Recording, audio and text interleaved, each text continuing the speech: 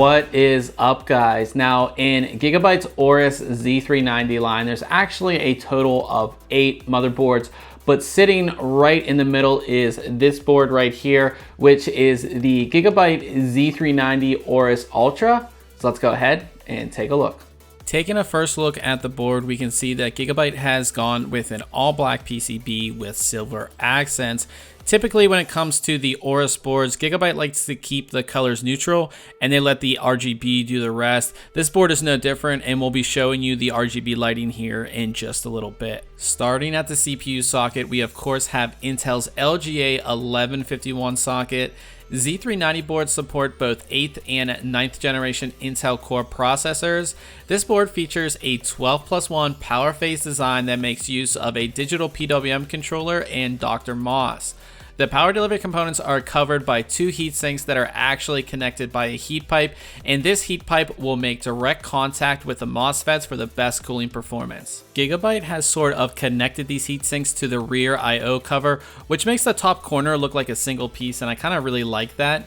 Hidden towards the top corner of the board is your 8+4 EPS connector, as well as a 4-pin fan header. Moving over towards the memory slots, there are 2 more fan headers, which are for your CPU and CPU optional fans. The memory slots on the board make use of Gigabyte's memory armor, which is a one-piece stainless steel design. Along the edge of the board, there are 2 RGB headers. One is a standard 4-pin header and the other is a 3-pin addressable header.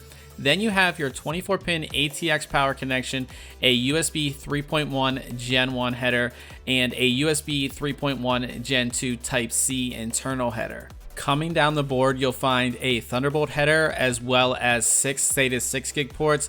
These are controlled by the Z390 chipset. Along the bottom of the board is where you're going to find the rest of your headers and connections. So from left to right, you have your audio headers, 2 more RGB headers. Again, there is a 4-pin standard and a 3-pin addressable, a TPM header, COM port header, 2 USB 2.0 headers, a postcode display, 3 4-pin fan headers, and finally your front panel connections. For audio, Gigabyte is using their Amp Up audio solution, which leverages the Realtek ALC1220 audio codec with a smart headphone amp. As far as expansion slots go on the board, you have 3 PCI Express 3.0 x16 slots and 3 X1 slots. All 3 of the X16 slots have Gigabyte's PCI Express shield, which again is a single piece of metal. There are actually 3 PCI Express 3.0 X4 M.2 slots on this board.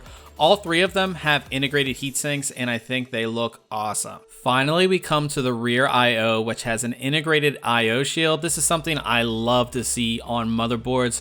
As far as rear I/O ports go, from left to right, you have 2 USB 2.0 ports, Wi-Fi antenna connectors, 2 more USB 2.0 ports, 2 USB 3.1 Gen 1 ports, HDMI, 4 USB 3.1 Gen 2 ports. 3 of these are Type A and the other is Type C, Gigabit Ethernet, and of course your audio connections. Now, as far as lighting goes on the board, you have RGB LEDs on the I/O cover, front edge of the board, your PCH heatsink, as well as the audio cover.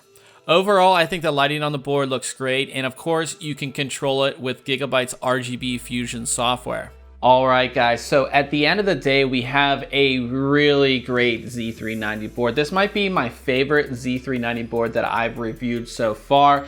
It just has so many great features, and it has that awesome AORUS look that you're either going to love or hate, but we definitely love it with all of the RGB lighting. Now, for a Z390 board, it of course has M.2 slots.